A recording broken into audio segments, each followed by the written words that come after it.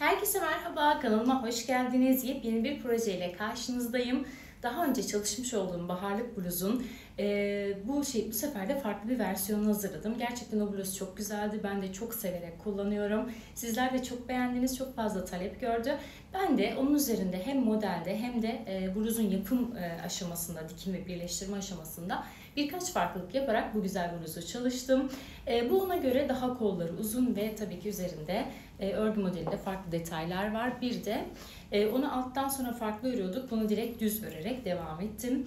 Ben çok beğendim. Çok içime sindi. Çok güzel. Zaten rengi o kadar tatlı bir sarı ki. İp de gerçekten şahane. %100 pamuklu çok güzel bir iplik. Ben çok beğendim. Çok içime sindi. Sizler nasıl buldunuz? Çok merak ediyorum. Ben her zamanki gibi S bedenine göre hazırladım. Ama kendi bedeninize göre nasıl yapacağınızın da mantığını zaten bütün videolarımda bahsediyorum. Sizler de rahatlıkla kendi bedeninize göre uyarlayabilirsiniz. Videoma geçmeden önce lütfen kanalıma abone olup beni takip etmeyi unutmayın. Abonelik ücretsizdir. Yorum yaptığınız takdirde de videolarım daha üste çıkıyor ve bu da videolarımın daha çok izlenmesine sebep oluyor. Sizlerden küçük bir ricam, bir emoji de olsa yorum yapmanızı istiyorum. Videoma geçmeden önce son olarak da bu bluz ve diğer bütün projelerimin detaylı fotoğraflarını Instagram hesabımdan ulaşabilirsiniz. Instagram hesabımın linkini de açıklama kısmına ekleyeceğim. O zaman keyifli seyirler.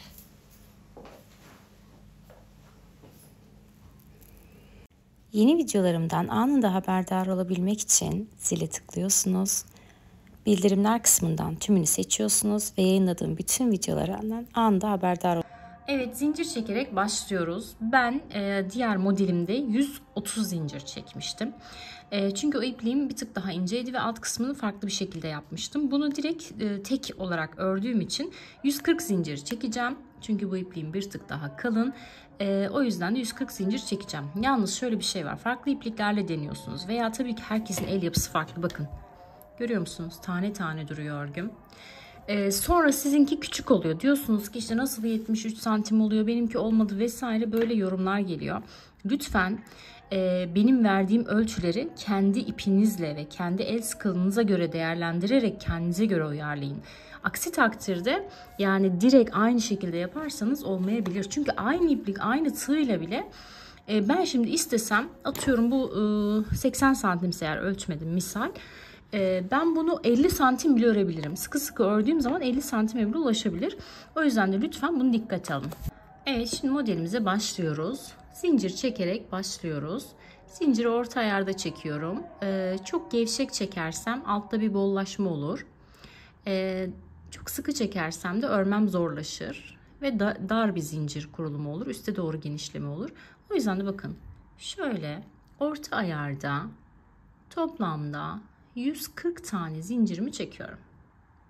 Evet, 140 zincirimi çektim. Bu arada ben böyle tam göbek hizasında falan yapıyorum. O yüzden de bu uzunluk benim için yeterli. Daha uzun istiyorsanız daha fazla çekebilirsiniz. Şimdi 3 zincirle yukarı çıkıyorum. Son çektiğim zincire giriyorum. Ve bakın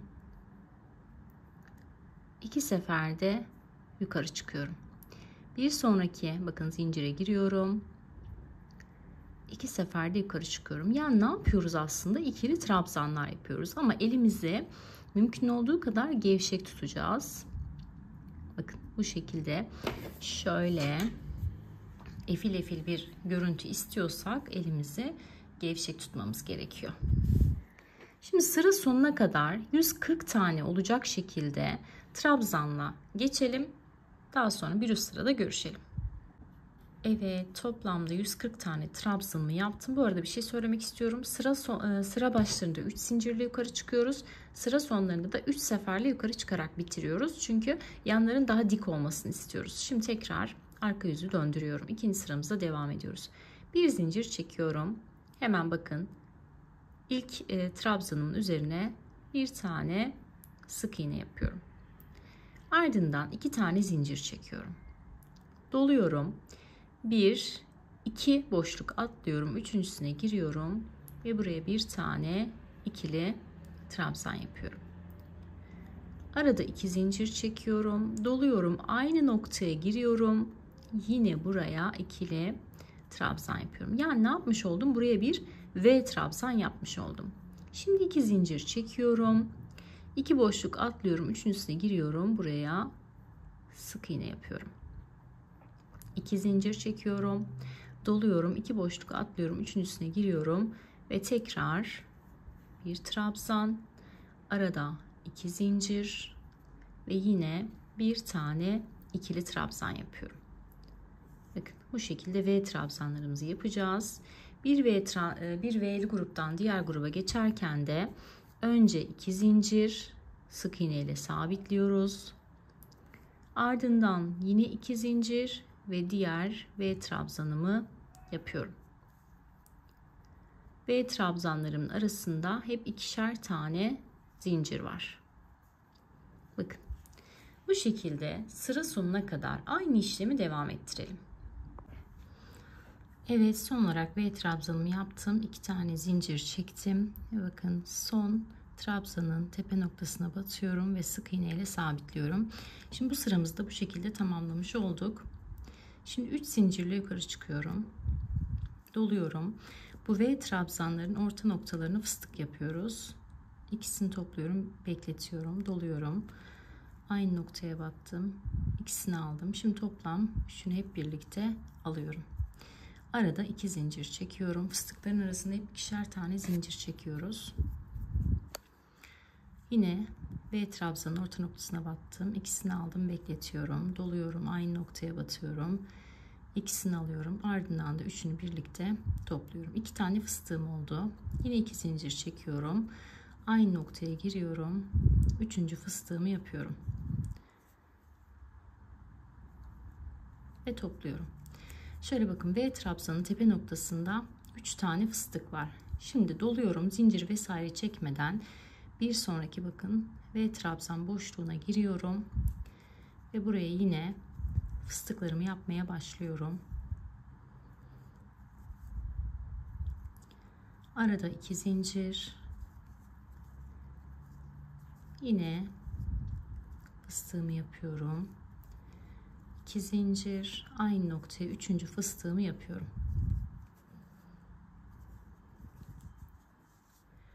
Şimdi 3 tane fıstığım tamamlandıktan sonra doluyorum. Bir sonraki V trabzan boşluğuna giriyorum ve buraya yine 3 tane fıstık yapıyorum. Aralarda hep ikişer tane zincir. İkinci fıstığım, 2 zincir. 3. fıstığı. Bakın bu şekilde fıstığı, son fıstığı yaptıktan sonra doluyorum, zincir vesaire çekmeden. Şuradaki bakın sık iğnenin tepe noktasına batıyorum. 3 tane ilmeğim var. 1 2 3 seferde yukarı çıkıyorum ve sıramı bitiriyorum. Şimdi dönüyorum. 4 zincir çekiyorum. Doluyorum. Bakın şu İlk fıstığın 2 zincirlik kısmına batıyorum ve ikili trabzan yapıyorum. Arada bir zincir çekiyorum. Bir sonraki bakın fıstığın ara noktasına batıyorum. İkili trabzan yapıyorum. Yine bir zincir. Bu sefer şu iki fıstık grubunun tam birleşim noktasına batıyorum. Buraya ikili trabzan, bir zincir. Bu şekilde sıramı tamamlıyorum. Hep aralarda birer tane zincir var.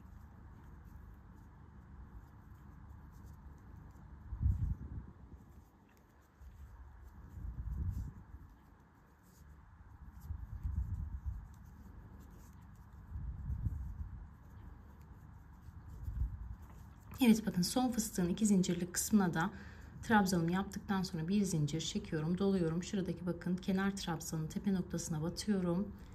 3 seferde yukarı çıkıyorum ve sıramı tamamlıyorum. Şimdi döndürüyorum örgümü. Yine 3 zincirle yukarı çıkıyorum. Doluyorum. Bir şu boşluğa giriyorum. İkili trabzan yapıyorum. Doluyorum. Bir de trabzanın tepe noktasına giriyorum. İkili trabzan yapıyorum. Bakın bir boşluğa girdim. Trabzan yaptım. Bir de şu trabzanın tepe noktasına giriyorum. trabzan yapıyorum. Bu sırada da bu şekilde trabzanlarla geçiyoruz. Bakın.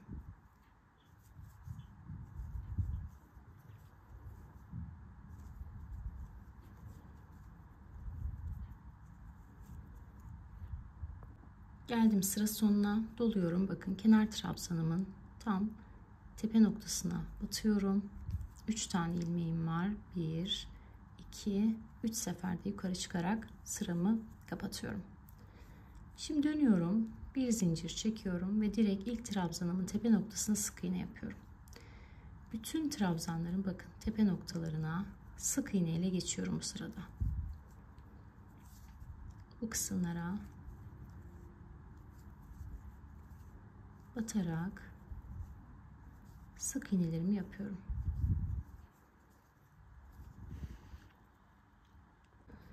Sık iğnelerimi yaparak sıra sonuna geldim. Bakın şimdi en son köşedeki trabzanın tepe noktasına batıyorum. Son sık iğnemi yapıyorum. Bu şekilde sıramızı tamamlıyoruz. Şimdi örgümü çeviriyorum. Hemen 3 zincirle yukarı çıkıyorum. Doluyorum. Bakın dibine değil, bir sonrakine değil, bir sonrakine giriyorum ve buraya hemen bir tane ikili trabzan yapıyorum. Bakın burada bir üçgenimiz oluştu. Şimdi doluyorum. Bakın battığıma değil, bir öncekine giriyorum ve buraya bir ikili trabzan yapıyorum. Bu şekilde ne yapmış olduk? Çapraz trabzan yapmış olduk. Doladım. Sıradakine değil, bakın bir sonrakine giriyorum. Buraya ikili trabzanımı yapıyorum. Doluyorum, geri geliyorum. Buraya ikili trabzanımı yapıyorum. Bu şekilde çapraz trabzanlar yapıyoruz. Bir tane atladım, bir sonrakine girdim.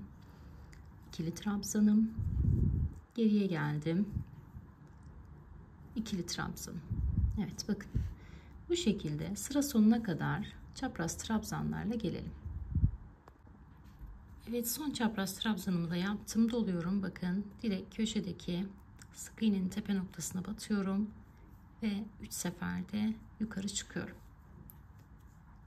Bu şekilde sıramızı tamamlamış olduk. Şimdi çeviriyorum. Bir zincirle yukarı çıkıyorum. Şimdi her kapatılan ilmeğin üzerine birer tane sık iğne yapıyoruz.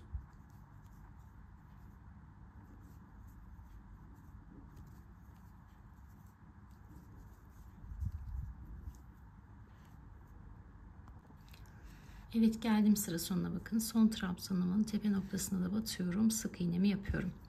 Şimdi modelimiz bundan ibaret. Örgümü çeviriyorum.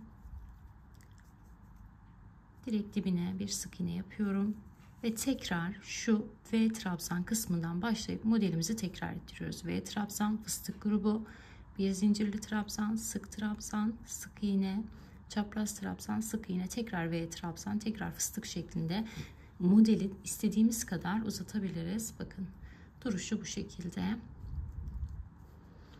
Yine 2 tane atlayıp üçüncüsüne giriyoruz ve V trabzanımızı yapıyoruz. Yani ha burada sık iğne var, ha burada trabzan var, hiç fark etmez. Boşluklarımız aynı zaten. Bu şekilde bakın V trabzanlarımızı yaparak modelimizi devam ettiriyoruz. Bakın bu şekilde.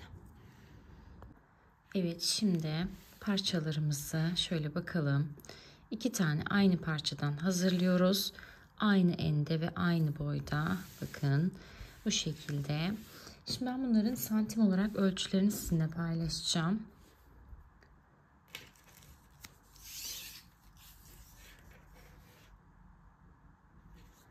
...88 santim boyu. Enine bakalım. Eni de 24 santim. Şimdi 88 santim uzunluğunda, 24 santim eninde bakın bu şekilde 2 tane parça hazırlıyoruz. Şöyle parçamızda şu V trabzanların olduğu kısımdan sayarsak 1, 2, 3, 4 sıra V trabzan ve devamının olması gerekiyor. Bakın bu şekilde. Siz bunu daha geniş salaş da yapabilirsiniz. Veyahut da bedeniniz daha büyükse bunu daha geniş de örebilirsiniz. Yani bu tamamen sizin kendi zevkinize kalmış. Şimdi 2 tane aynı parçayı hazırlıyoruz.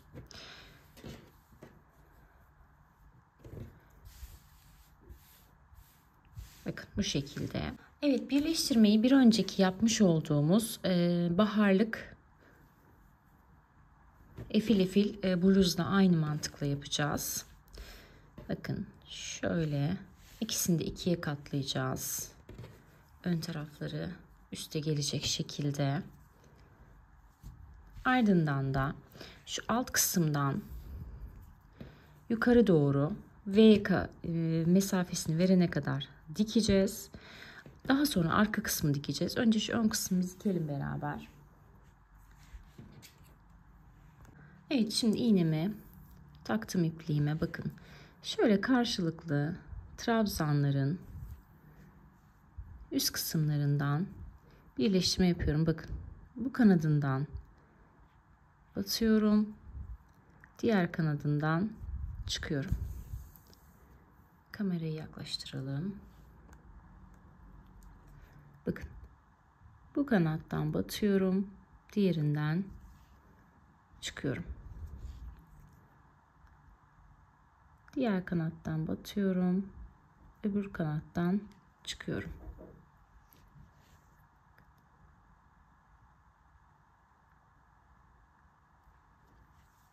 Bu şekilde çok kasmayarak, sıkı sıkı yapmayarak, aralıklarını açık da bırakmayarak, bakın bu mantıkla dikiyoruz. Şimdi örgümü aşırı esnek ördüğüm için ve çok da yumuşak bir iplik olduğu için bakın dikmek biraz zor oluyor. Bu şekilde.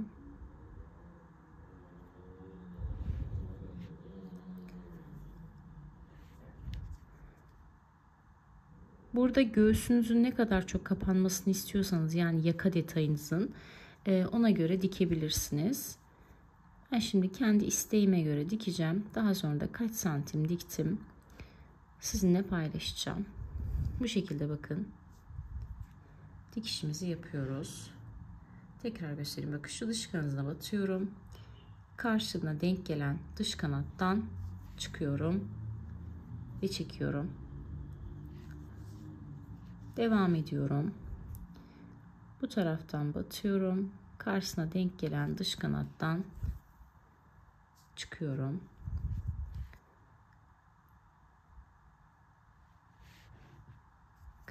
Bu şekilde dikişimizi yapıyoruz.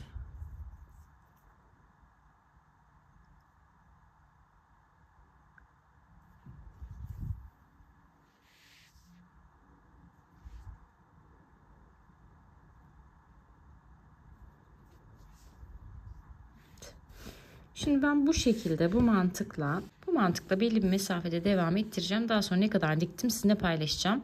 Ön parçayı bu şekilde, arka parçayı da aynı şekilde çeviriyoruz. Arka parçada da yine denk gelen kısımları aynı şekilde dikiyoruz. Burada ben yani ön kısmında arka kısmında aynı mesafeye kadar dikeceğim. Daha sonra üzerime giyeceğim ve kolları da yer belirleyip ayraçla ona göre aşağıya doğru yukarı doğru dikmeye başlayacağım. Şimdi ben bunu belli bir mesafeye kadar dikeyim. Daha sonra ne kadar diktim, kaç santim diktim sizinle paylaşacağım.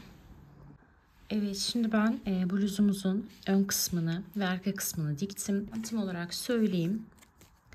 Bakın şöyle tuttuğum zaman kaç santim dikmişim, onu hemen paylaşayım sizinle. Şöyle 22 santim dikmişim. 22 santimden sonrasını dikmeyi bıraktım.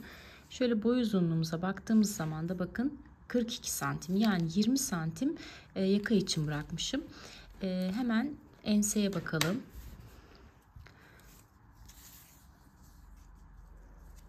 Enseyi de şöyle 26 santim dikmişim. Yani sonrasını bırakmışım. Bunu üzerinize giyerek daha güzel anlarsınız. Yani siz göğüs açıklığınızı nasıl istiyorsanız ona göre ayarlarsınız. Şimdi ön ve arkayı bu şekilde diktikten sonra şu alt kısımlardan başlayarak yukarı doğru dikeceğim. Belli bir mesafede dikeceğim. Sonra üzerime deneyeceğim ve kol genişliğimin ne kadar olmasını istiyorsam o noktada bırakacağım. Ben hemen bir tarafını şöyle alttan iki taraflı orantılı şekilde gideceğim. İki taraflı orantılı olarak giderek bir dikeyim. Daha sonra ne kadar diktim size paylaşacağım. Evet, yakadan sonra şöyle yan kısımları da alttan yukarı doğru dikmeye hemen başlayalım. Bakın direkt köşeden ipimi geçiriyorum. Ve yine aynı gösterdiğim gibi şöyle ilmeklerin dış kanatlarından batıyorum. Büzüştürmeden çekerek dikmeye başlıyorum. Burada büzüştürmemeye gayret edin. Çünkü çok yumuşak ördüm. Siz de öyle örerseniz eğer çok çekerseniz dikme esnasında büzüşme olacaktır.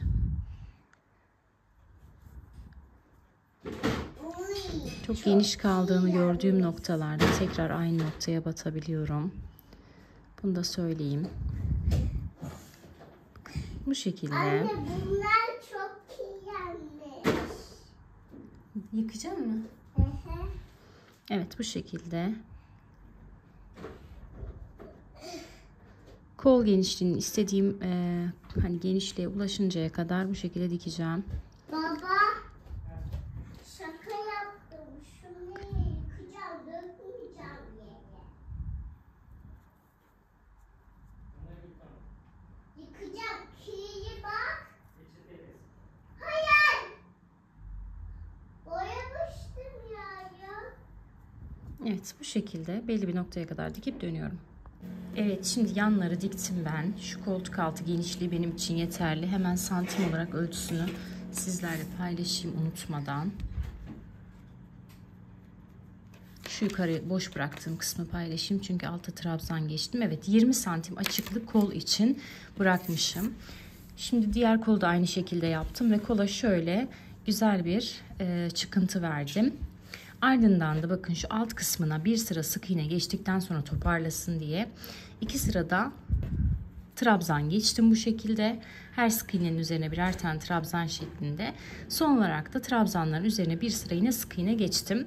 Şimdi diğer kola geçelim. Diğer kolu da birlikte yapalım. Şu koltuk altı kısmından başlayacağız. İpimi hemen sabitliyorum. Bakalım neyle başlamışız? V trabzanla başlamışız. Bakın şu kısımdan şöyle giriyorum. İlmeğimi sabitliyorum. Ardından da V trabzan yapacağım için 5 tane zincir çekiyorum. Doluyorum. Aynı noktaya batıyorum. Ve 2 seferde yukarı çıkıyorum. İlk V trabzanımızı koltuk altımıza yapmış olduk. Şurası bir açıklık oldu. Onu sevmedim. Tekrar yapacağım. Bakın. Şu kısım açık göründü gözüme. Bunu şöyle yapsak kapanır belki. Evet. Daha iyi gibi. 1 2 3 4 5 zincir doluyorum, dibine batıyorum. İkili trabzan. İlk V'mi yaptım. Ardından devam ediyorum. 2 tane zincir çekiyorum. 2 boşluk atlıyorum. Üçüncüsüne giriyorum ve sabitliyorum. Bu şekilde. Yine 2 zincir çekiyorum, doluyorum. 2 boşluk atlıyorum. Üçüncüsüne giriyorum ve buraya V trabzanımı yapıyorum. Arada 2 zincir. Aynı noktaya tekrar girdim. Bakın bu şekilde. Yani modelimizdeki gibi V trabzanları yapıyoruz. Bu şekilde. Bunun tek farkı sıra başı sıra sonu yok. Döne döne öreceğiz. Yani önü arkası yok örgümüzün. Döne döne öreceğiz.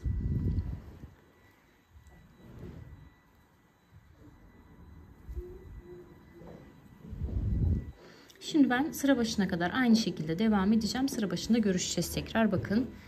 V trabzan, fıstık grubu, aralarındaki bir zincirli trabzan, sık trabzan, şu çapraz trabzanlar. Yine aynı şekilde, yani modelimiz bu bedendekiyle aynı şekilde devam edecek. Şimdi sıramı tamamlayacağım. Tamamlamayı ve bir üst sıraya çıkmayı göstereceğim. Evet, bakın son V'mi yaptım. Sık iğne ile sabitledim. Şurada 5 zincir şeklinde V'mizi yapmıştık. 2 tane zincir çekiyorum. Buradaki bakın şu zincirin tepe noktasına batıyorum ve ilmeğimi kaydırıyorum. Bu şekilde sıramı bitiriyorum. Şimdi şu V'nin tam ortasına giriyorum.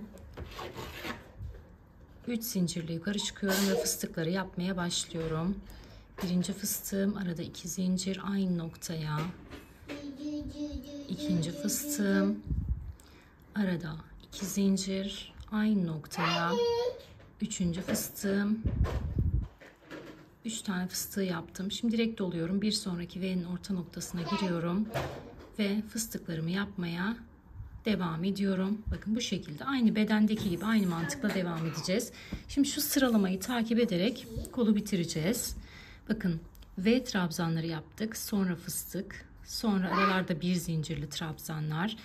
Sonra yine modelimize sadık kalarak her boşluğa bir trabzan, sık iğne, çapraz trabzanlar, sık iğne, her boşluğa bir trabzan ve sık iğne şeklinde bitirdim. Şunu şöyle ekran görüntüsünü alıp yapabilirsiniz. Yani bedendekinin aynısını ne yapıyoruz? Kola uyguluyoruz ama bitişimiz direkt trabzan ve üzerine sık iğne ile. Onun da sebebi şu bedendeki bitişle uyumlu olsun diye yaptım. Şimdi ben kolu aynı mantıkla tamamlayıp geliyorum. Evet bakın kolun duruşu bu şekilde. Her iki kolu da. Kolun daha uzun dökümlü olmasını istiyorsanız modeli aynı şekilde devam ettirerek dilediğiniz kadar uzatabilirsiniz. Bu size kalmış. Ben şimdi hemen bunun santim olarak ölçüsünü paylaşayım sizlerle. Ne kadar örmüşüm. Bakın ekstra ayrıca kolu 8 santim örmüşüm. Bakın bu kısım da aynı şekilde. Şöyle ölçülerini de vereyim. Üzerinden buharlı ütüyle geçtim. Pamuklu bir iplik olduğu için çok fazla esneme payı yok. Onu söyleyeyim. Eni 53 santim.